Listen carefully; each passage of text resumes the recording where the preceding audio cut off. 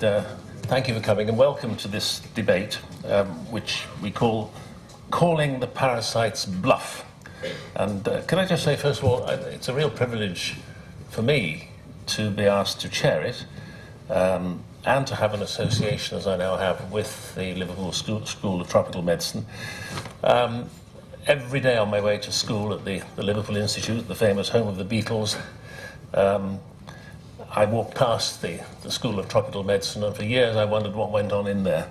And now I'm beginning to find out, and I have to tell you, it's a jewel in the crown, but everyone in the know has always known that. So, to the topic in hand. Malaria is one of the leading causes of death and disease worldwide, especially in the developing world. It's a preventable and treatable infectious disease transmitted by mosquitoes.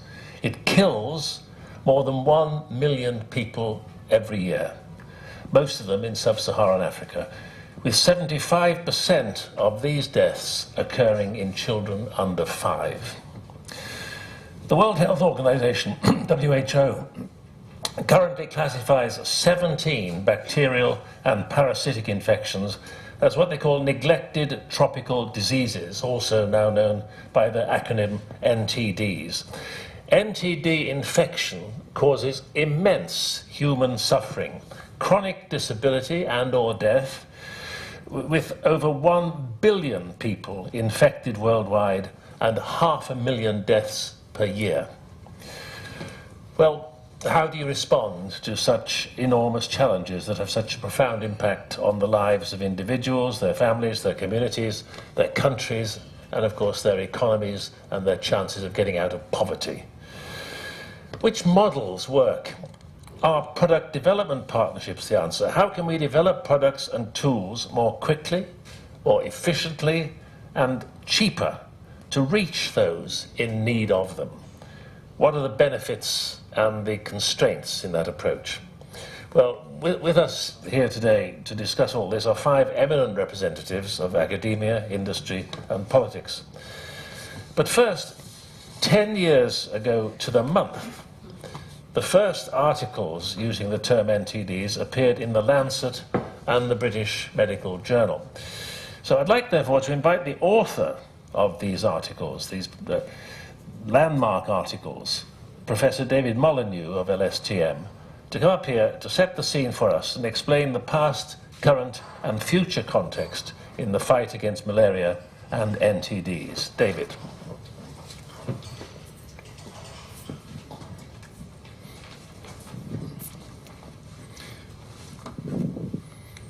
Well, thank you very much, Peter, for that introduction, and let me thank the organisers for giving me the responsibility to open this debate on such an important health topic.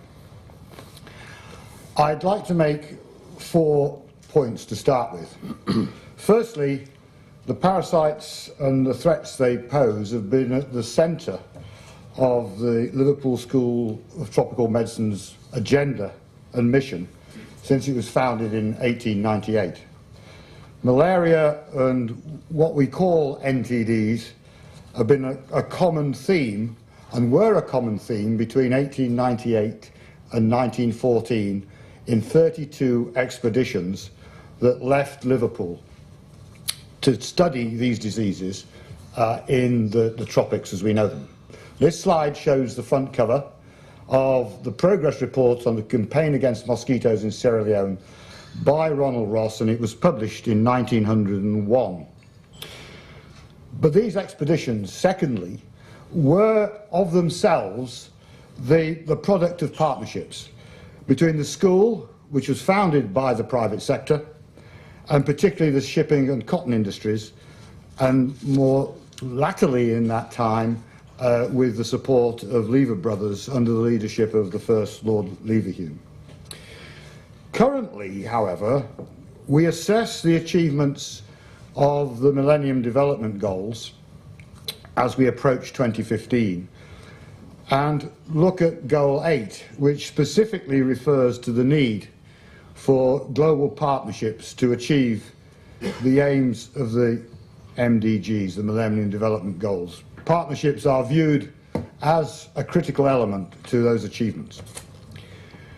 And fourthly, the school has been involved in partnerships with industry in the development of drugs since the early 1900s and has a proud record of developing drugs, some of which, however bad they are still used. The drugs for sleeping sickness, leishmaniasis, river blindness, elephantiasis, and some drugs for malaria were developed by this institution in partnership with industry. Atoxil was developed as far back as 1905. So the school has an important track record and is still continuing to work in this area. Proguanil, which most people who've ever been in the tropics and protected themselves against malaria, was developed during the Second World War with ICI and has been probably the biggest selling anti-malarial drug of all time. However, despite these major achievements over the past 116 years, the school's contribution has not stopped the burden of death and illness which can be attributed to those infections, and they remain unacceptable, as Peter has emphasised. Whether the figures are 1.5 million deaths per year that can be attributed to these infections, we don't know precisely. But what we do know is that the level of morbidity and illness certainly exceeds all the other infections, including HIV. And neglected diseases especially cause many other sequelae: disablement, blindness, social exclusion, cancer, epilepsy. These are all attributed to the infections which are carried by vectors and soil-transmitted infections associated with NTDs. In addition to that, we have the loss of educational opportunities for children, we have the burden of mental illness, and of course, when you're blind and disabled, you need caregivers.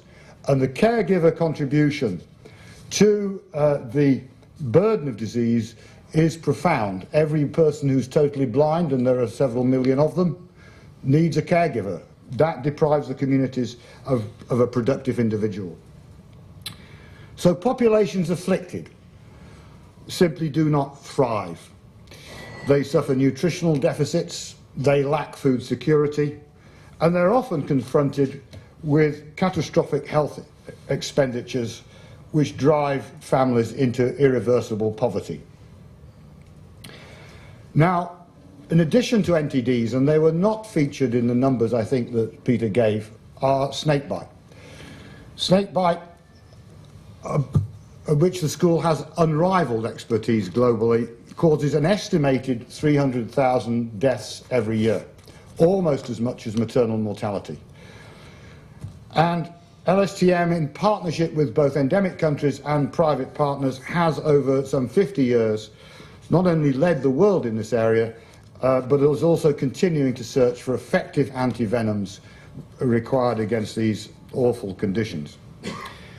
Now, WHO estimates that some 2 billion people suffer from these conditions, including malaria, which cause blindness, disability, deformity, and cause stigma. And these interactions, hence the concept of the cogs in the wheel, are all interactive. However, with globalization and climate change, the risks of these infections reaching the more developed parts of the world are with us. In particular, dengue and related viruses are threatening the US and southern Europe, and off the record, and not yet in the public domain, bilharzia is being transmitted in Corsica. Such events will continue as the planet becomes more fragile. Severe weather events become more frequent and population movements driven by conflict increase. We've seen the issue of the emergence of polio in Syria, which is threatening the global eradication program, because it will require access to immunizing all the young children in that region. which has to be a difficulty of itself. Dengue, which I mentioned, is still without a vaccine, and there is no drugs. We will be faced with potential epidemics on a large scale in many of the mega cities, and there will be a need to respond through vector control, which will be hampered by the lack of human and technical resources. Dengue in Africa is often misdiagnosed as malaria. The burden of illness of dengue is matching that of malaria, although there are not as many deaths. So this is the background to the need. This is the size of the potential markets for products, which are needed not only for the endemic populations who suffer, but for the global traveller who wants protection and requires protection and probably will be prepared to pay for it. Now, the major needs are for better drugs, improved diagnostics and new insecticides.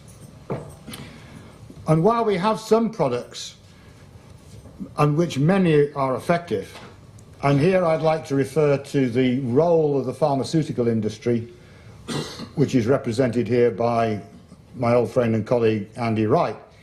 The contributions of pharmaceutical industry to neglected tropical diseases over the last 2 decades have been phenomenal. These are the partners involved, these are the drug donations. Their value, I've estimated, at between $2 and $3 billion a year. And all the companies on this slide are committed to that, more or less for as long as is needed. This is a huge but often ignored contribution to the health of the poorest on the planet. All the drugs on this list are WHO essential medicines, so people have an entitled to them anyway, and yet they're donated. The challenge we have is to find and build the partnerships with the drug companies, the implementing agencies, the NGOs, the donors, to deliver those free products. Now, if we can't deliver free products, I challenge you to think what else we can do in global health. So we are also faced with the issue of not only drug resistance but also insecticide resistance. But the problem lies in the fact that the rate at which we develop new products, or can develop new products, is certainly matched by the parasite. It can develop resistance at a faster rate than we can develop the products. And also, even if we have a product, will policymakers agree to implement the strategy of the new tool if they are affordable?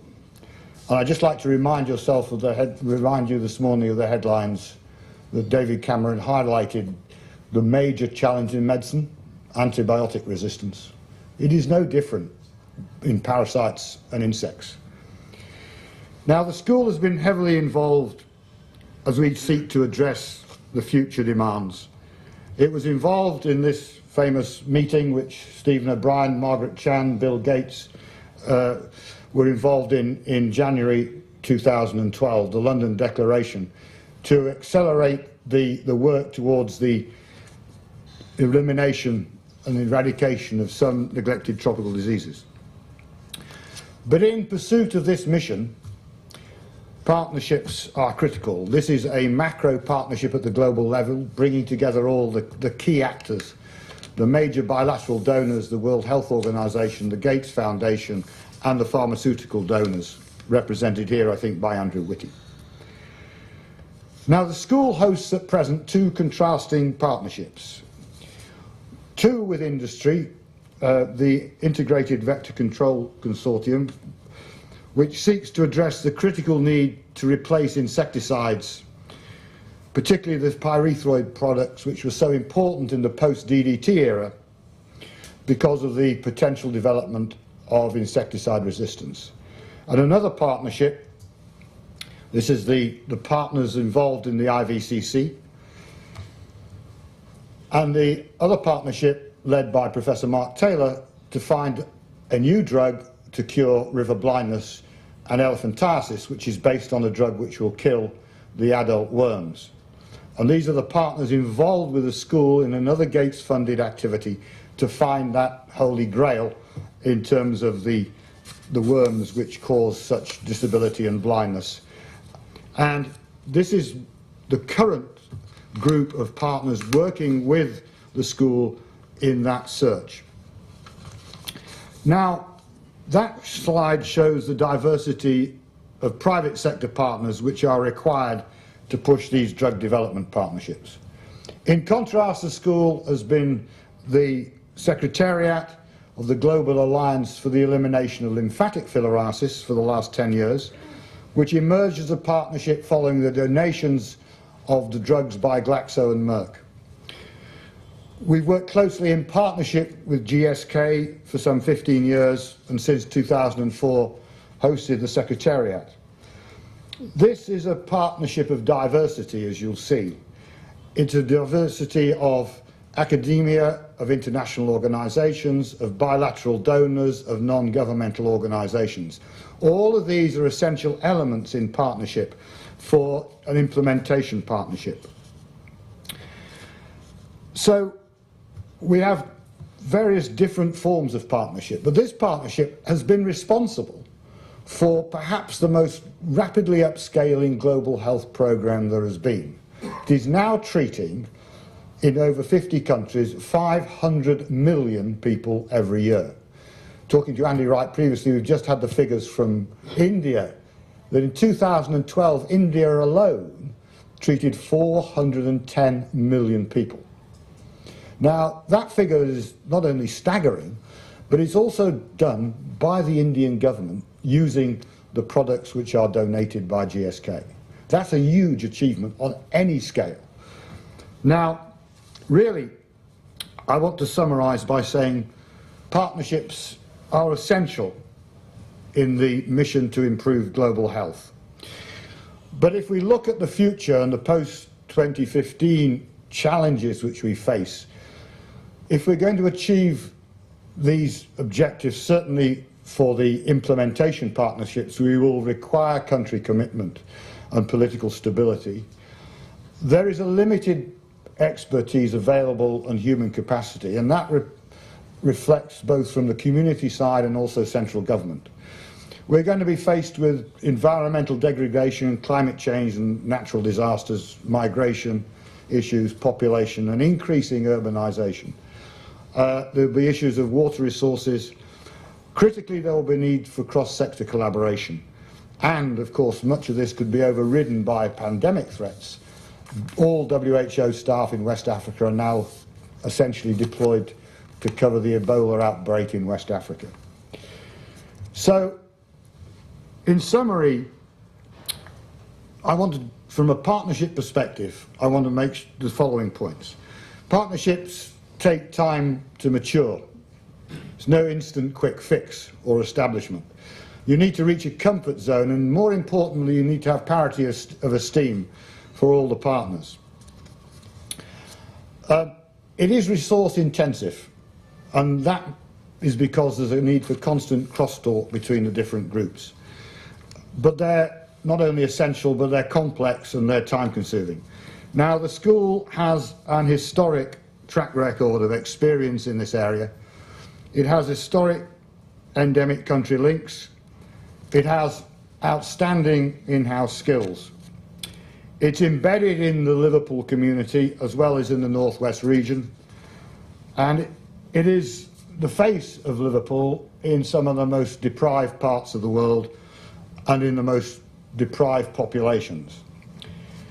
It has a history of success through the partnerships, which started as far back as 1898 with the private sector then. But we continue to have an expansive list of partnerships from communities to governments and major international companies and organisations. Liverpool, in my view, is known globally for three things. I'm not sure which order or which priority: the school, the Beatles and football. However, the school's past successes in calling the Parasites Bluff, and I believe they've been substantial, as I've indicated, face continuing challenges. The extent of those challenges are diverse, they're scientific, they're policy and they're delivery related. But I believe we're ideally equipped to meet those challenges as a global player, but that can only be achieved by embracing the power of partners and partnerships tailored to the needs and focus of the objectives. Thank you very much for this opportunity to talk to you, and I look forward to the forthcoming debate, and hopefully I've set the scene. Thank you. Well done, David. Well, David, thank you very much for that, and what a powerful overview that was. So we've got a lot to get our teeth into, and I'd like you to meet our panel, starting with Professor Janet Hemingway. Janet, just come up here. And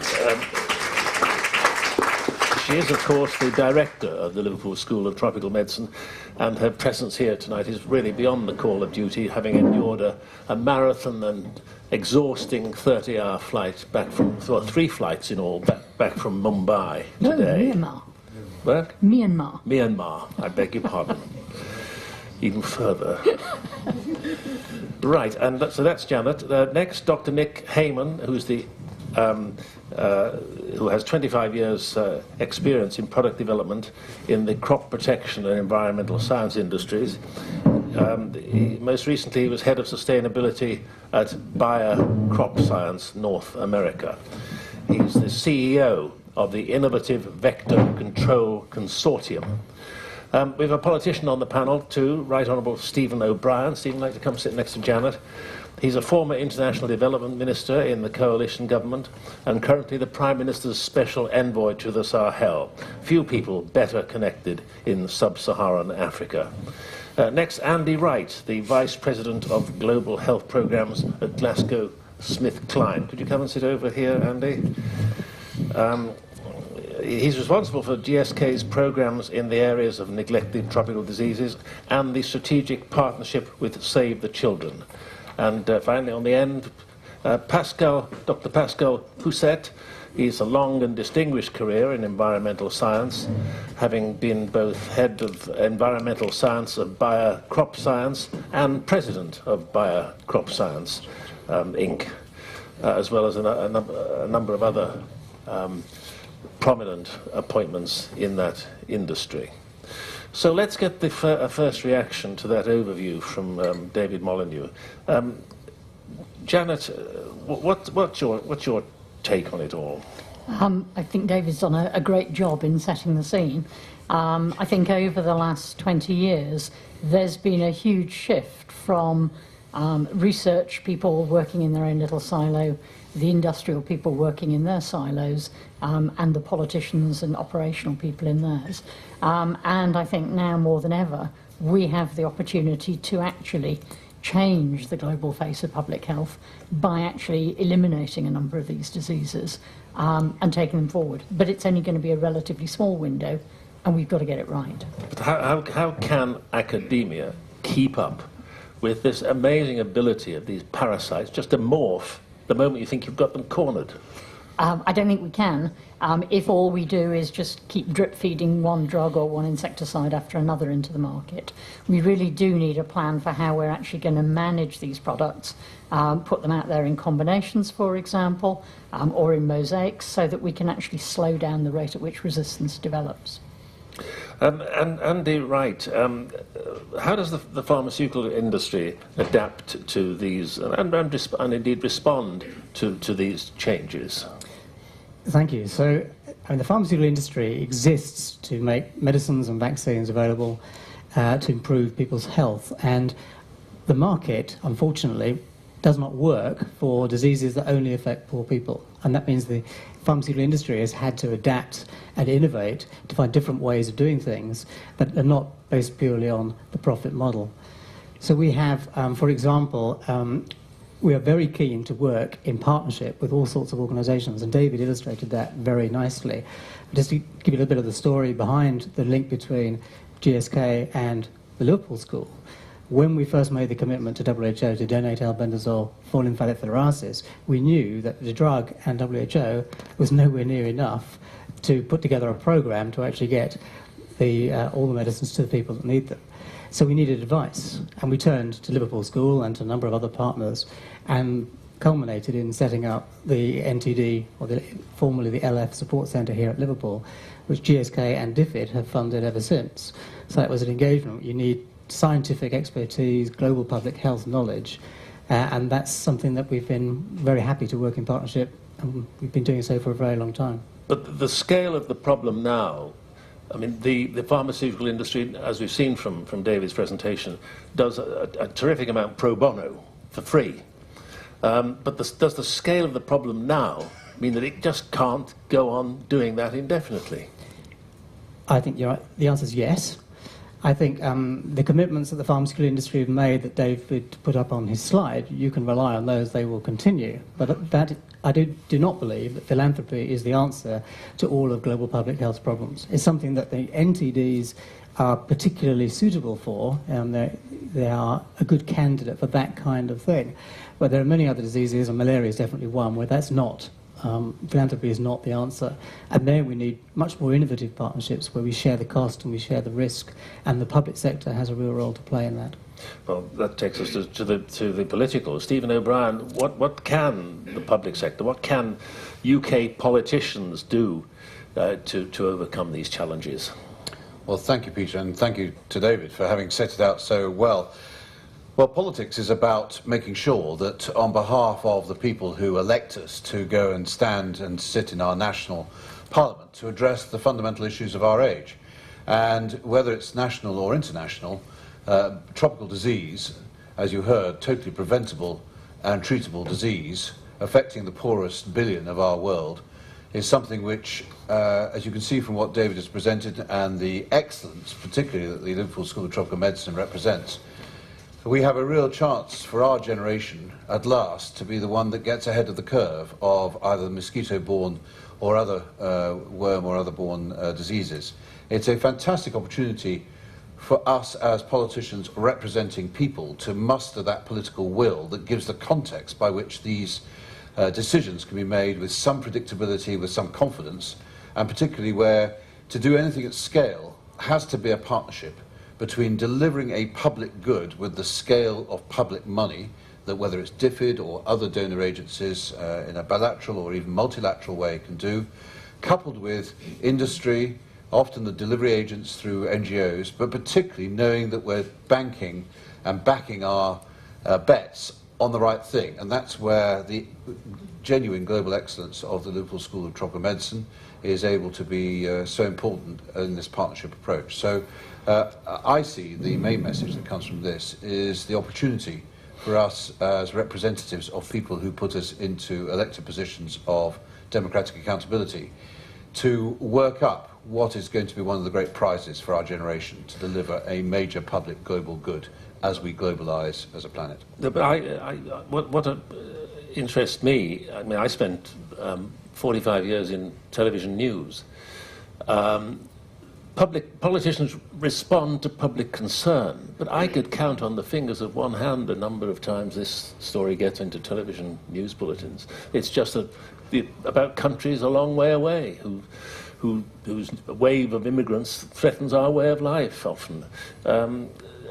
How do you turn what is a matter of public interest into a matter of public concern?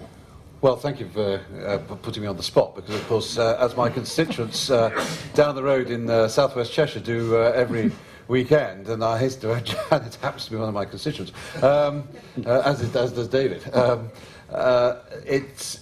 It is, of course, one of the main questions. Why do you spend, as an elected politician, so much time worrying about things a long way away which don't affect us? Well, the answer is it's in all our interests, not just because it happens to be morally the right case, but in a sense, at a political level, those who believe in the moral case, you neither need to persuade, nor are they going to make the argument for you. The issue is, how do you practically demonstrate that it's in all our interests for us to have a healthier world, partly because development, which is the right thing to be doing to help developing countries be able to stand on their own 2 feet and to have economic futures which are going to be self-reliant, and as they do so, to mobilise from their own resources the health programmes which are going to look after their own people. And if we've led the way, it's where politics is not followership, but actually leadership. And there's a degree to which it is appropriate, on the back of expertise, to help educate the issue And unquestionably, the backing comes. And in this country, we are very proud of the fact, and I think genuinely proud of the fact, that we have hit the 0.7% of our gross national income now going into overseas development assistance expenditure. That is a matter of genuine public good, global public good, which, however controversial it may be to some, is broadly supported, and most people are delighted that we find good uses for that money. Thank you. Nick Heyman, the IVCC, from your standpoint, which response models will deliver? And could you just preface your remarks by telling us what the IVCC is? So IVCC is a product development partnership. It was started in 2005. It was initially funded by the Gates Foundation, now has significantly more funding, and it is focused on catalyzing innovation in vector control, which means ways to stop transmission of disease by the control of vectors. So you're not looking for the cure, you're looking to kill these insects and parasites. Well, you might say we're part of the cure, because I think if we're very much connected to what the Gates Foundation strategy, which is accelerate to zero, which is you need vectors, you need drugs, you need vaccines in order to have any opportunity whatsoever of eradicating the disease. So what do you have a preferred response model to the huge challenge which we just heard outlined? Well, I come out of industry where we're being constantly asked to channel money into something that isn't an obvious business model. Now to run a PDP where I'm having to sort of interface with industry and ask the same sort of questions, I would say there is no other model actually apart from the product development partnership. They've been tried, they've been tested, they're working well. They cooperate. Going back to to what Andy was saying, which is philanthropy. I think the kind of philanthropy ends very early in that model, and I think you've got to find a return on investment for every partner, and that can be measured in a different way. And I think companies really now are measuring return on investment in a different way than they might have done 10 years ago. So it's not just in turnover, it's in sharing of risk, it's in building opportunities in sub-Saharan Africa for a business that's going to have an additional billion people as a market. So I don't think philanthropy is where we should be necessarily going with this. It's sharing the risk and looking for what the return on investment opportunities are for all concerned. Dr. Pascal Housset, what do you see as the way forward? Well, I think, everything has been said. I mean, as far as I'm concerned, I would voice that as for industry, and particularly dealing with chemicals, i.e. insecticides, the only way, it's not essential to have partnership, it's just the only way forward. I mean, in order to, as Nick was saying, reduce the risk, we have the same problem as Andy in pharmaceutical. The market, as it is defined in vector control for malaria, is a small market. It's not very predictable. It has high barrier of entry. So obviously, big companies are now beyond the CSR, the corporate social responsibility, and the moral obligation to save lives, are indeed looking inside at going beyond philanthropy and looking at what type of return on investment can we have. And it's obvious for chemical companies like us, for instance, that when you deal with vector control, you deal probably with the only segment, which is, even though it is a minor segment for us, the only segment where the citizen in the street recognize that we're saving lives. Insecticides are not recognized as saving lives, at least in Europe, because we stop starvation in a lot of countries. And I think it also is obvious that if we get rid of NTDs and malaria, the GDP of all Africa, the growth in GDP of all Africa will be, plus 2 points, and these 2 points will mean tremendous opportunities for us and pride for our employees. Right. I'd like to just move it on a little bit to be a bit more specific with the panel members and ask them specifically what role their sector or company or organisation can play in helping to realise the opportunities, what role the UK could play in addressing the challenges and how others might engage and so on. Janet Hemingway, How is LSTM reaching out in response to the changing circumstances? I think in multiple areas. One, in defining some of the targets that we can go for new drugs and insecticides and work feeding into that pipeline. Secondly, in having huge amount of expertise in the field to be able to help test those products. And then finally, on the operational side, to work with our partners in developing countries to actually implement those control programs in the most cost-effective way possible. And Andy Wright, what would you need from academia and associated small and medium enterprises to improve your response? So I think maybe you asked for an example. I'll give you a very specific example of a medicine for malaria. So we have a very old medicine called tafenoquine, which showed promise for Plasmodium vivax, which is the malaria in Asia, which was getting to the point when we had to make a decision: do we actually take this thing through into phase 3 clinical trials, which is when the money really starts to mount up. And that's when we sought a partner. So Medicines for Malaria Venture came in as a partner to share the costs. And DFID provided funds for MMB. And separately, this particular drug has a problem, which is that you need to test patients for G6PD deficiency. Otherwise, there is a safety issue for those deficient patients. Therefore, we need a diagnostic. And so in parallel to us pursuing a product development for a medicine, there is a parallel thing to develop the diagnostic test, which is being done by PATH. And again, DFID have given PATH a grant to do it. So you've got the public sector, you've got the sort of civil world, and you've got the pharmaceutical industry all together finding a way of solving a problem that shares the risk. And that's what we need. We can't take these kind of risks on our own. It is not in our gift to solve these problems unilaterally. Stephen, tomorrow night I'm actually doing another chairing job at the Regional Business Awards, which is a huge event in Liverpool. And it shows you really what sort of a vibrant regional economy this is.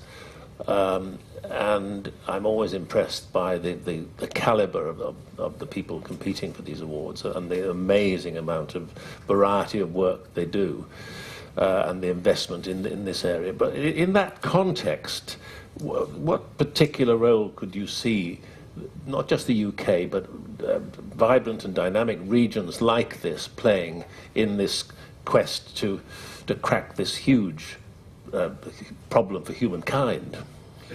Well, Peter, your question starts in exactly the right place, because I come at it from not so much as a politician. I mean, I'm very proud and glad to have had the chance to be a development minister in this government, where precisely what Andy was saying was part of the partnerships, understanding how you put the massive scale of public finance and political will behind what are going to be the partnerships that lead to success. But first and foremost, I come from the northwest of England.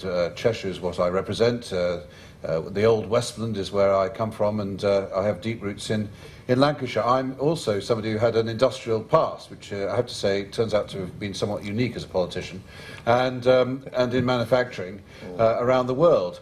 And I am deeply conscious, for all that experience, that the one thing you can't take away from the northwest, and particularly, I have to say, here on Merseyside and its close environs, has been this enormous DNA, this spirit of enterprise, entrepreneurialism, of adventurism, and energy and determination to succeed, and particularly to have this ability to stand on our own 2 feet.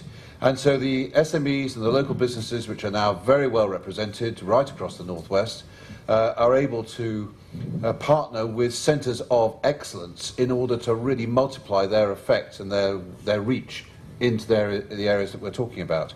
And so it's been particularly noticeable that when you have the political will that's represented by trying to raise these major issues above party politics, it doesn't get caught in the fray of people knocking it about. So I did establish an all-party parliamentary group on malaria and neglected tropical diseases. Not your most obvious group, but it worked, and we had an amazing collection of people all the time coming, including industry, not just academia and those working in the field. And that has helped to really focus on not just wanting to do good, but how, when you put all the pieces together, and particularly many from the northwest who have got this real commitment to excellence and entrepreneurial overseas activity, and recognising there's a real balance between those who are poor and without and therefore need that pump priming help. And we've managed to really make a difference by then focusing on impact. But these that's the political answer. These SMEs can't afford to do things for nothing. They certainly can't. That is why the public sector can do so. The big boys, they can. They've got huge resources. We see all their names. But how many little firms in this region, or indeed any part of the UK, can afford to do the work of the complexity which this subject demands? Well, it's a very good question, and indeed that is where I think the public agency like DFID can make a difference. And whilst it will be completely wrong for either politicians or, in fairness, these tremendous civil servants who support ministers in that department, they can't actually do the business. They can't do it themselves. They have to be in the position of procuring it from experts, from business, from those who are prepared to finance it and take and share and shoulder the risk. And that is international. It's not just the UK, although we happen to be the centre of excellence. And it is, I think, it's part of our debate today, it's an increasing need as well as a demand that we should enable small, medium-sized enterprises to have a much better chance of being able to be partners in that. It's not as bad as it was, but it's got a lot further to go. And a lot of that is, how do you get across the barrier of having to do so much speculative work before you get a return, given your finances when you're small are always tight. And a lot of that is to do with being able to access some of the funds which DFID and others are beginning to make available. And I think here we also need to make a reference to some of the amazing philanthropic foundations, such as the Bill and Melinda Gates Foundation, who've been able to help people access from small developmental businesses into being part of the big players. But as I say, it's a long way to go. Nick Hayman, what in your judgment is the role? Let's again try to come a bit more specific, that these regional SMEs can play. How do you see it working? Well, I'm pretty certain that as far as developing new active ingredients in the space that we occupy, there are about a handful of major global players that can do that. But that doesn't, and that's the big ag chem companies. That's traditionally where our chemistry has come from. And that's not going to change. It costs 250 million to get to market in 10 years. So there's no probably a modest role, if no role at all. But on the other hand, we just carried out a major study with the university looking at the possibility of corporate funding. And we made the big mistake of focusing on Fortune 500s, where they're constantly having people knock on their door for funding. And what we didn't do was look at the smaller companies that really have a long-term interest in growth in sub-Saharan Africa in their business. And so here you've got IVCC, which is 8 years in, it's delivering products into the marketplace, it's linked to some very big players like the Gates Foundation, USAID. It really is connected and networked. There is a space for these smaller companies, in fact, who are interested in getting their brands associated with the work that we do, building their names in sub-Saharan Africa, but also, at the end of the day, saving lives, building some reputational capital, and also really, I think, really expanding on the corporate social responsibility that companies now recognise they have to contribute to in order to be a fully formed business. So I'd say there's a space, but not at the research level. Pascal, can small companies attract the scientific minds that the big companies can pay for? Well, I mean, if we're talking about malaria and if we're still on that subject, I think Nick said it all. I think it's very difficult in terms of product, new AI discovery and even early product development with the risk that it represents and the investment that you can see SMEs getting very much involved into this. However, I do think that in terms of the further development, whether it's formulation development and we should not lose sight from one thing. Science is wonderful. Finding new solutions is wonderful. Getting the implementation and execution of these solutions in the field is paramount. And I think that for SMEs who have a true long-term commitment in Africa, I think there is a possibility of finding, again, downstream solutions in terms of marketing to get involved into this endeavor. Upstream, I don't see that. Very sincerely. Janet Hemingway, I mean, is it possible, given the resources needed, the talent you've got to have at your disposal, for a small company to have a eureka moment that you've all missed? I think maybe a eureka moment would be difficult, but there maybe is a space that the SMEs can play in, because there are, aside from needing the drugs and insecticides, we also need a number of other things. Diagnostics, for example, IT systems, apps that we can actually use to transfer information. These are all the kind of areas that SMEs can get involved in. And if they can partner with different organisations, the product development partnerships, the NGOs, organisations like my own, that have expertise that they don't necessarily need to have in their companies, then I think we can hold that opportunity. And we've got 2 or 3 SMEs who are working in just that kind of space right now with us. So I think it is an area where they can look to coming in, as long as they're clear what the gaps are that they're trying to fill, and not inventing gaps that don't need filling. Is it possible that certain areas of research are cheaper than others? That I mean, I know nothing about it, but the search for a genetically modified mosquito, could that be done in someone's back room if they've got the right elementary equipment? I hope not. We're all in trouble. I think a lot of the early work can be done in research institutions and organisations, and it may be that some of the early work in some areas, not necessarily GM, because I think that is highly specialised, could be done in the small companies and then transferred through. So they may have ideas, for example, on how a diagnostic might work.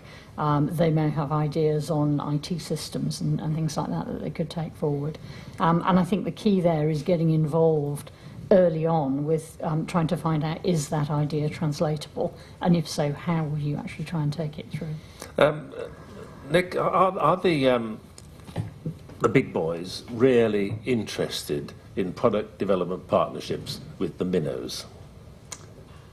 I think the good ones are. They see an opportunity, and maybe can I just go back? Let me just go back to where Janet was going about small companies. So IVCC has kind of stepped out of its comfort zone to a certain extent. We're moving away from the big active ingredients to looking at disruptive technologies, other technologies that can help manage outdoor biting mosquitoes, for example, which is a huge gap if you're going to move towards eradication. And if you map out the technology around the world, if you map out the ideas, the patents, etc., a lot of them are coming out from individuals, small companies, universities. Where they fail, they've got great ideas, they can take them, but they can only take them so far. And where we feel that we occupy a space, which I think is really the value of product development partnerships, is we can find them a partner. They need a commercial partner. You know, the step between an idea and the field and then epidemiological impact is huge and expensive and cannot probably be done by the small players. But the great places for coming up with new technologies. Andy, would GlaxoSmithKline share that view? Absolutely, we would. So we do discovery and R&D on an industrial scale. However, we certainly do not have a monopoly on good ideas and innovations. They come from universities, they come from inspired individuals, they come from companies, they come from all over. What we want to do is a whole area of business for us is to partner externally. So we want to be involved in supporting anyone that has got an innovative idea. And so we do actually have these partnerships where we try to work with them as early as possible. One of the questions you have is, how do you speed up the process of getting from an idea to a new medicine or a new vaccine? And I think the answer is, you need to, at the earliest possible point, engage a partner with the resources to invest to take it forward. So we're very, very active in seeking these partnerships and trying to find all the great ideas that are out there. And certainly, Stephen, the Liverpool in particular, with its knowledge quarter, as it's called, has the infrastructure for just these sort of partnerships in research and innovation. Do you think it is being used to the best? Absolutely, I think it's being used for the best. But of course, it's got fantastic potential as well to increase and improve. I think that one of the things that, as a politician, therefore part of the legislature, having to think about what laws go through and become part of the context in which everybody can operate and have the freedom, not just to come up with these great ideas, but to actually protect them. I think the recent revisions and the continuing debate we have about intellectual property protection, which isn't just that which you can register, it's also that know-how that you get into even a small company, which is very difficult to protect. And that can sometimes be a barrier to the negotiation between going from an early stage, very small company setup to then partnering with one of the bigger organizations. Because naturally, those who feel they've invented something which is of value don't want to cede all the value to an early stage. They want to see it all the way through. So the context by which people can have the confidence that even if they're a small business, they will still get a fair return for their invention and their risk, and not suffer a sort of barrier simply because they're not prepared to effectively share that with somebody who's going to be much greater, have much greater impact and scale. I think the other thing that we haven't touched on, which again is a political issue, and that is whether you're Liverpool or the Northwest generally, all of which I would argue is an outstanding world-class hub for these types of public-private partnerships and product development partnerships. And right across many parts of the Northwest, not just Liverpool and Manchester, but reaching much further out across our region.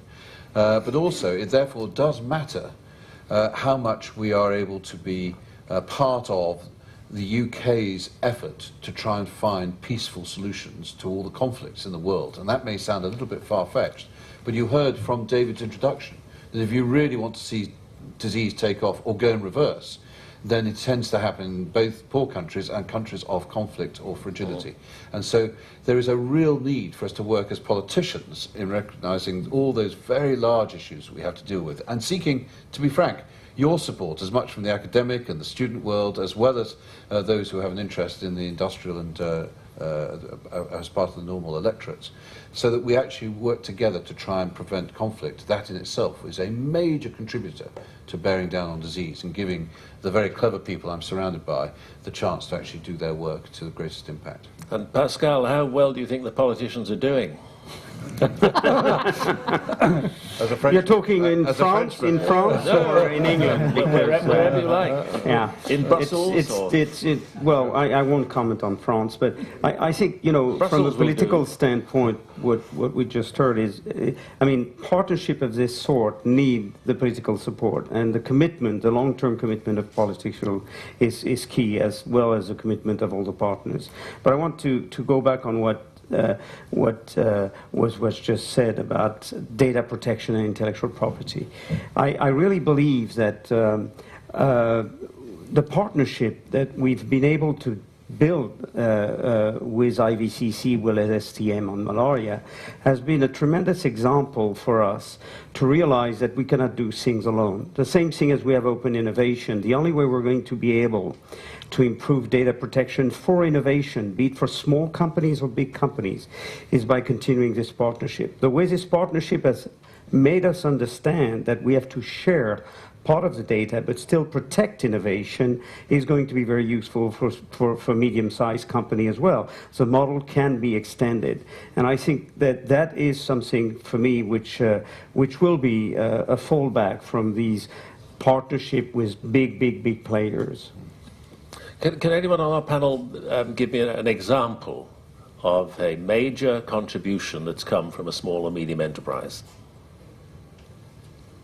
Janet? Yes, I can. So we have a small diagnostics company that is now manufacturing and distributing insecticide quantification kits. And those kits are being used right now in several countries in Africa to improve the quality assurance of indoor residual spraying.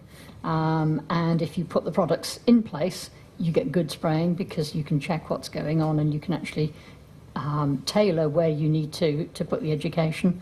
Without that, the spraying tends to be fairly poor. And so we've been able to see that over time. Anyone else? Yeah, there's another example linked to that, and it's not a product at this point, but it will be, which is a small company who has taken the complexity of managing resistance in the field and turning it into a gaming program, so that it's a simple way to train people to actually take up very complex issues and create simple models and what-ifs, so that they can make good decisions in the field. I'm looking at David Molyneux's side with all of the companies. I hadn't realised there were quite so many in the field, but they're all big players in their various ways. But is there really creative competition between them, or are we seeing a sort of benign understanding that each will get on with life pretty well as normal, and no one will sort of try to distract from the business? I mean, is there strength in these sort of numbers, or would we be better off with fewer of them, more focused with more partners? Who'd like to have a bash at that? Andy. That's a really interesting question. So I think partnerships are needed where one entity does not have all the answer within their own walls. So in the areas of public health, in the areas where you have diseases that only affect the poor, then partnerships are the only way. And I think the more the better. In the areas where you have a commercial market, then obviously companies are then competitors. So we operate quite differently. So I have good friends in all the other pharma companies who have a similar role to me. We collaborate in areas that are non-commercial, and we don't even talk about the areas that are, because that's actually illegal. So I think these partnerships, I would say we need more of them. And I think the challenge is to try and make them not bilateral partnerships, but ones that actually are triangular or quadrilateral or what have you, that involve multiple partners, because then you bring all the different skills that are needed. I think one of the things that should be said is that it's not just focusing on the UK or even the Northwest. As a hub, we are attracting enormous numbers of international players who are also on that list.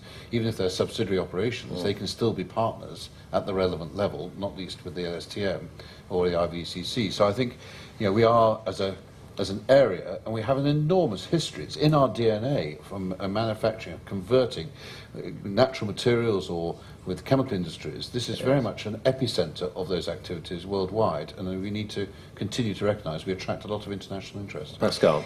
Yeah, just to continue on this key question, I think partnership of the sort we're discussing today are also making a paradigm shift within our industry. If I think about the chemical industry and the ag-chem industry, for instance, we're talking about 3 new AIs in the fight against malaria. However, if we cannot manage those 3 AIs through programs and rotation and mixtures properly, it is useless. We will have basically spent a lot of money, and we will have very soon the same problem as before. And what is extraordinary, I think, that the partnership with a give and take of all the crop chemical companies and the academics and STM and IVCC will ultimately lead, I'm absolutely convinced of that, to a better use within a competitive field of still being competitors between ag-chem companies, but obeying by programs and rotation, which we're not capable always of doing today. So I think that this is quite unique. I mean, to see that there is a competitive field, however, it will be within a framework that we will all have agreed upon to better preserve the weapons we have for a longer term, because we cannot think that we're going to spend the same time and the same effort every 12 years to put new AIs in the marketplace. And that's very unique in itself, and that's achieved through partnerships. I don't think any company would have done it by themselves. I think, if I may, I think quite honestly, these partnerships, they don't just materialize. They take a long time. You don't suddenly put them on a slide. They take 6, 8, 10 years, and they're there because the development of a very strong basis of trust. And we have something called external scientific advisory panels. They're people we bring in from all over, experts from all over the country. They sit together, we bring these companies in and they share their chemistry, they share their intellectual property. And it's absolutely amazing to sit through one of those. 10 years ago, 15 years ago, that would never have happened. Today, there's such a high level of trust that they are prepared to put structures on the board, knowing and to ask questions about formulation chemistry and time to market, and ask for help and support from outside. But that doesn't come in a year, doesn't come in two, it comes in a long-term partnership. So longevity is important in this. I'll just very briefly add one final point Stephen. on this, Peter, and that is that thinking back to my own time as running a large FTSE 100, and we had operations in 35 countries, albeit nothing as intellectually challenging. I was in building materials. And we had lots of joint ventures, and we had lots of partnerships. We had minority positions in taking in equity, or we were the controlling company with subsidiaries.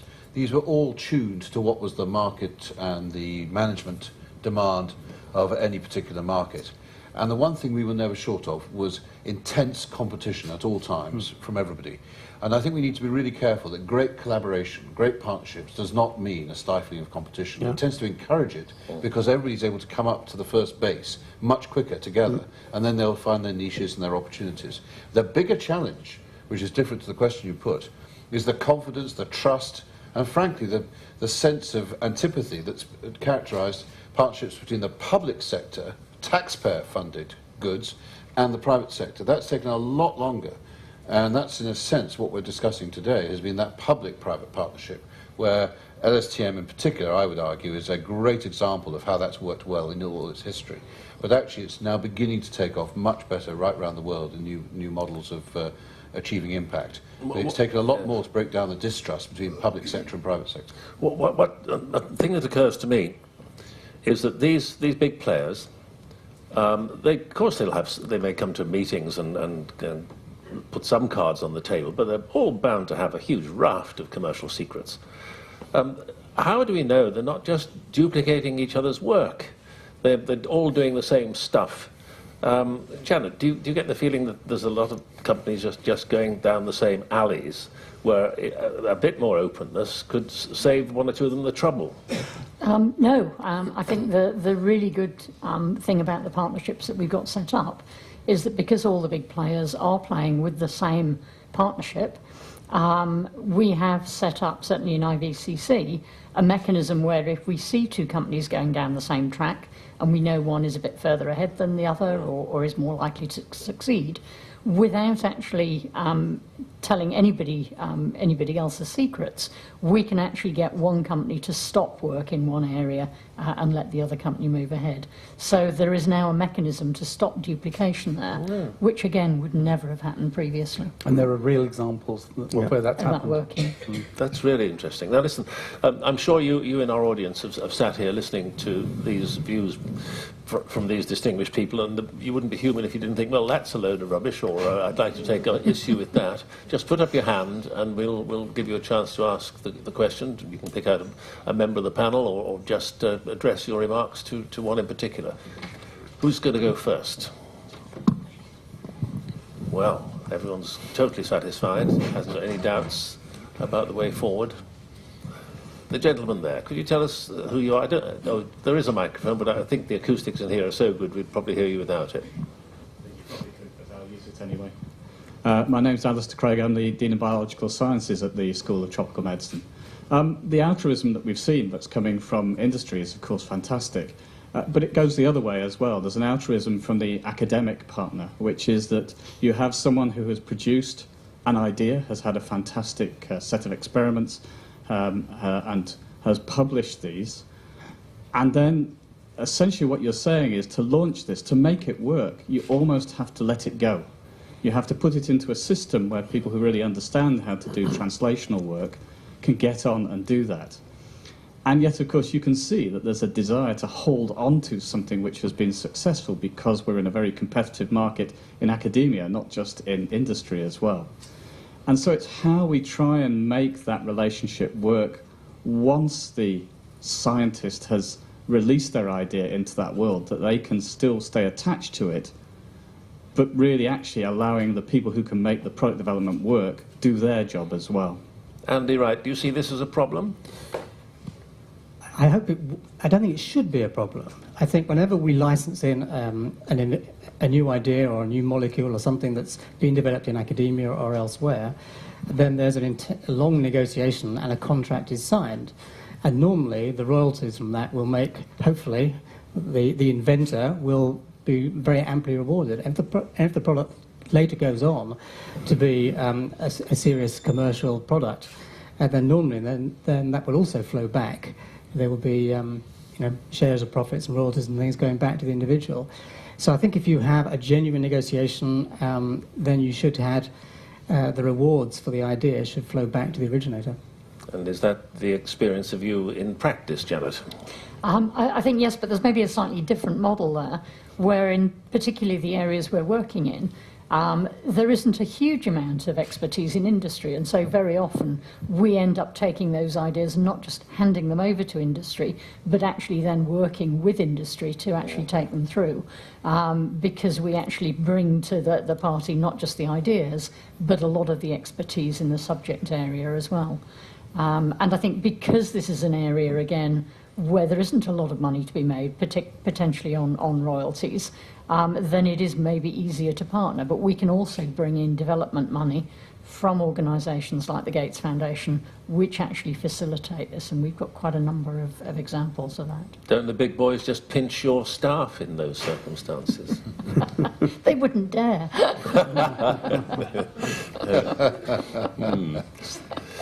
You don't have a handbag, do you? Right. Is there another question, please? The lady there in the middle. Just wait for the mic. It's here. Tell us who you are. I'm Lisa Baldwin. I represent the life science sector in the city region, so I work with some of the small SMEs. My question is, if you get the technology right and you crack the problem and you've got the products ready to go and they're free, what's the biggest barrier to accessing, these communities? Are there some missing partnerships that could be brought on board to make sure, those treatments actually reach everybody? I'd imagine that, for example, this is not a criticism, but companies, for example, Coca-Cola could probably penetrate, some of these really difficult companies, and is that a model to partner with some of those organisations? Andy Wright. Thank you for that question. So, having the free drugs, having the academic support, to get these neglected tropical disease programs away, the biggest constraints are two. One is the capacity of countries to implement programs. But countries that have very weak health systems do not physically have the capacity to actually distribute tablets to the end of the road to those communities. And secondly, money. Now, NTDs are relatively, one of the reasons they're called neglected tropical diseases is because they don't have the money that the big three, AIDS, TB and malaria, do have through the Global Fund. So the DFID have stepped up and been a brilliant supporter. The US government have too. And the Gates Foundation, they're the three biggest funders for these programs, but it's not enough. So the NTD movement and all the goals that were signed up to the London Declaration that David talked about, we don't have enough money to do that. So you're absolutely right. That's the biggest impediment, I think. We need international funds to support the rollout of free drugs. Janet. If I just add a couple of things to that, because it's not just as simple as a distribution channel. So if you could use Coca-Cola to distribute things, fine, but you need to know what disease you're treating and what sickness you've got. And then when you get the drugs to people, particularly if you're dealing with something like TB, for example, or even malaria, that people take the right course of drugs. And so just being able to sort of access them is only one part. There's an education role in there that says to people, how do they know when they need to access treatment? And then when they've worked out they know they need to access that treatment, how do we make sure that they take the right treatment regime? No, just make a very, very brief point. And that is that when I was a minister at DFID, obviously we were looking very carefully about how we might spend your money on starting the neglected tropical diseases impetus. and working with others, and the London Declaration was the sort of kick-off point. In the end, that is a commitment to something in the region of 200, 220 million pounds. So that's a huge amount. Now, as a minister, it was absolutely vital that we didn't just look at the wonderful opportunities that academia and industry could produce in terms of potential treatments or preventative cures, but also looking at the delivery mechanisms and making sure that the right skills were in place and the hardest to reach poor, often the rural poor in countries which are incredibly difficult, were going to be accessed. So Coca-Cola could be one of the partners, but very often there was this challenge about how much you were going to have to work with the local government who didn't have a health system that you could rely upon. And so do you then work with industry? I've just come back in my role as global advocate for the World Back Malaria Partnership, the UN WHO partnership, from Papua New Guinea, where I was right up on the volcanic mountainsides and the jungled areas where there are 800 languages, where they speak a difference between English and Greek, hillside to hillside. They're pretty angry with each other most of the time. And it's the oil search company, not the local government, not even the global funded Rotarians who've done a good job on universal net distribution, or another NGO, but it's actually the private company that's done their best to get malaria control out to the hardest to reach villages.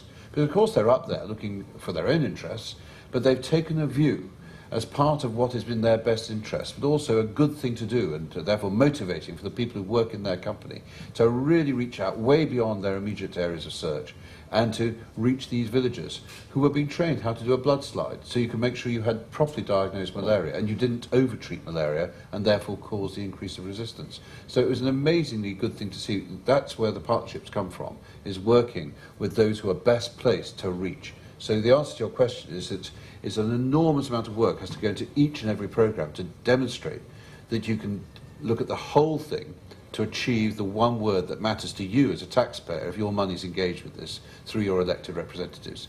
And that is that instead of saying, I've just spent a huge amount of your money on a good thing, which doesn't quite impress you, I can assure you my constituents don't find that a very good answer to a question. What they do want to know is, you have just been part of what we can be absolutely sure has created the impact to save that many lives this year from that disease, or to avoid neglected tropical disease debilitating this person through blindness or terrible soil-transmitted helminths or whatever it may be, so that they can make a useful social, family, community life and be economically useful and start standing on their own 2 feet. Pascal. Yeah, I think it's indeed a very key question. Are we partnership that accelerate discovery and development of new solutions, be it new AIs or new drugs? I don't think it's enough. What we've realized, I think, as partners of IVCC and LSTM, is that we also need to spend much more time in terms of acceptability by the user and usage of the product in the right programs. And that takes a lot of time. We've never spent much time on that. I mean, I will give you some examples of some of the first generation nets, which were never used by some populations simply because they were coarse net. You couldn't breathe under them, and you didn't have a fan to move the air, so people were not using the net. So the concept that we are making new innovation is not enough. I think it's very fundamental that, and there, I think B2C companies can help us. The acceptability of innovation, as simple as nets, making sure that these nets are being used by families and that people sleep under them for the whole night, is not something that is obvious. And unless, for new paradigm especially, but also existing solutions, we spend more time with the local governments and local organizations in countries to make sure that what we are offering is going to indeed being used by the people, we are not going to achieve what we want, and we are not going to save as many lives as we want. And there are still nets today that we are distributing by millions, which are not being used by the population who receives them. I'll take a final question, if there is one. I can't believe there isn't. Oh, David Nolan, you would like to come back? I'd just like to make a point about the last question. In my experience with partnerships, particularly the global partnerships associated with the distribution of the neglected disease drugs. The partnerships flow from a sort of global level, and the most effective, the country-level partnerships, where you've got NGOs working with institutions locally with the national governments, pushing and advocating and helping the endemic country governments to distribute the products. The issue about, and I think it's really important, the river blindness program delivers about 100 million treatments a year in Africa. This is a demand-driven program because 50 million of those tablets reach communities which are 20 kilometres or more from any health facility. So it's up to the communities to go to those points where the free drugs are. But because it's the only health intervention or access they have, they want it and they demand it. And for that reason, 70%, and it applies to the filariasis program, 70% of the products that are approved for donation reach people's mouths every year. That is a fantastic number in comparison with what the World Bank estimates is the compliance overall for drugs in the health system, which is 12%. So these programs are actually making a difference because there's a demand for them. People immediately stop itching, they get rid of the worms, they feel better. And actually, that's the best solution if the communities want it and demand it from the structures and the politics to which they have access. Thank you very much, David, for that. I'll take a final question from that gentleman there who's caught my eye. Hi, I'm Gareth Lysett from the School of Tropical Medicine. I play with genetically modified mosquitoes, but not in my house usually. But it's not really about that point. The point is, it looks like the product development partnerships are not using the free market to its full extent. Is there a chance by changing your patent laws, or extending them for rather than 10 or 15 years to 50 years for public health measures would help the situation? What about Stephen? Would you like to have a go at that? Very briefly, please. It can be brief because really I don't know the answer. But I think that we are debating this intensively. I mean, patent laws have always been... Intellectual property law is extremely difficult because by the very nature of that which you register, you make public. Part of the problem is not so much how do you get value and ownership of your great idea, even if you go into partnership with one of the big boys in order to be able to get that developed. It's actually how can you afford to enforce against an infringement, particularly if you get somebody up country from Shanghai who's decided to start pushing this out. And so, you may not know when it's actually hit the billion market that's addressing, so you've just missed out. And secondly, if you do know, you probably can't afford to enforce. So there is this issue about how do you manage the ownership of information. And I think we have to go, in many ways we have to use the advantage that the law is not the answers very often. It's the fact that in this modern, interconnected, internet-based world, I've been really impressed, and I think Janet sort of hinted at this earlier on, that actually in the old days, everybody seemed to have to spend half of their research career catching up with where the latest thinking had got to before they could make their added value. These days, before you've even reached PhD stage, you're at the same level as the best, latest information. And so everybody's up to a much higher baseline before they then start. And I think it's because of the rapidity of innovation that so long as you can hold on to a great idea for 9 months, then I think you're already ahead. Andy, does GSK feel that there's mileage in reforming the patent laws? So I think the patent laws have served the world very well over the last 100 years or so. As it gets harder and harder to find the new drugs for any condition, then I think the duration of the patents, which are 20 years from the time you file, leaves a shorter and shorter length of time to actually make your money back. So I think we are getting a sort of pinch point where it's becoming more and more difficult to get that financial return on investment because you have so limited lifespan left. So I don't think we should do anything dramatic to the patent laws. Your question was, should we have a longer patent lifespan for public goods, if you like, non-commercial products? I've never even thought about that. I'm not aware of a conversation within the company about that. I think it's something that would be worth thinking about, yes. Do you have a policy on that, Janet? No. Right. Just make a slight comment. Nick, because I'm not alone. it is about intellectual property, but from a different perspective. There are two or many reasons why companies didn't want to invest in vector control, in the vector control market. One, it's not a very big market, but the other is intellectual property. There is a big issue which we are trying to address with the foundation and with Boston Consulting and others, which is chemistries and new products have to go through WPES to get a recommendation. There is something now called equivalency, which doesn't happen in the drug world, which means if a company invests $5 million to take a product to market, a generic can come in and within 1 year not spend anything and have a product out there. There are good reasons for doing that, meaning it brings the price down and makes everything accessible. But the downside of that is nobody wants to play in that market anymore. Pascal, final word on this topic.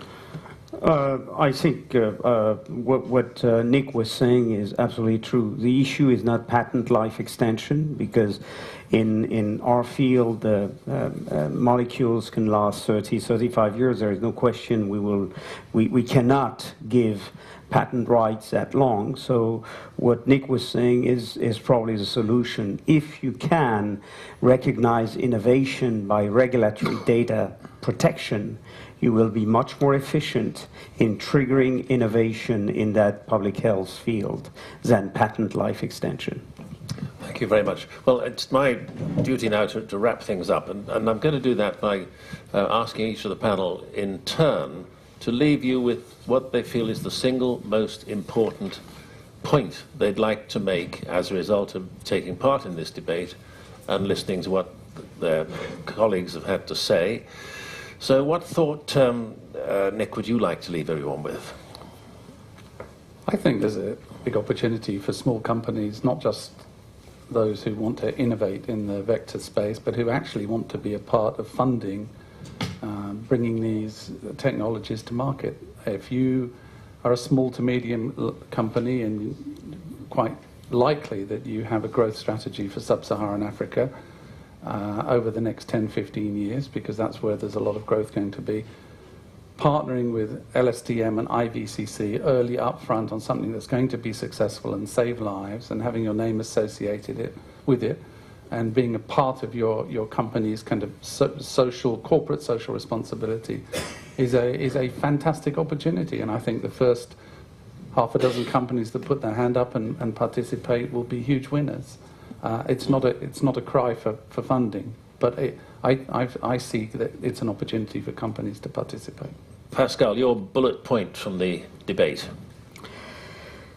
I think, again, we all claim moral obligation to malaria, but I want to stress again that it is vital for all of us, not only Africa, but also for Europe and the developed world, to see this taken care of, because it will have a huge return on investment for us as well as for them. So it's a two-way street. We will win.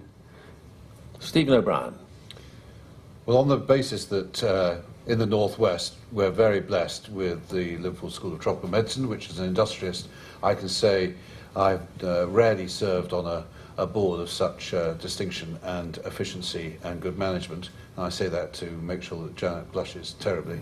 And I do think that at a political level there is an amazing convening power in the message that this is, getting on top of malaria and the neglected tropical diseases, is the prize for our generation, both in the developed world and in the developing world, and in the emerging, and I would argue somewhere like China, in the emerged world. So what is my passing thought, the one I'd like to leave in your minds? And that is that in the past, I think there's been a tendency to think that if you're going to deliver public goods, it by and large needs to be delivered by great slugs of public money. I would now say that that's past, and the contention today is public good, but yes, also private good, but above all, together, best. Let's get them together, and then we can really deliver at scale. Andy Wright. Thank you. So David described what I would call a battle between the human race and parasites and disease, which afflict the poorest members of the human race. And I think in order to win that battle, we need every tool we can create. We need every section of society to work together in a collaborative way. And I think partnerships are the way that we will make the greatest inroads. Janet Hemingway. Okay, so a slightly different tack on the same message. I think I'm right in saying that by 2050, 67% of the world's under fives are going to live in the tropics. I think it is inconceivable that by that stage we haven't done something about diseases like malaria and many of the NTDs, because if not, that huge burden of growing disease will become impossible. And without public-private partnerships, we're not going to make a dent on those diseases. Well, that's the mission. They're the responses to one of the greatest challenges of our time. I hope you found it interesting. I found it fascinating. My thanks to the panel and, of course, to David Molyneux, who gave us the keynote address right at the beginning. Thank you for coming, and I do believe there's a glass of something substantial waiting for you outside, should you care to participate. And, of course, the members of the panel would be here to argue with you in private if you wish. Thank you.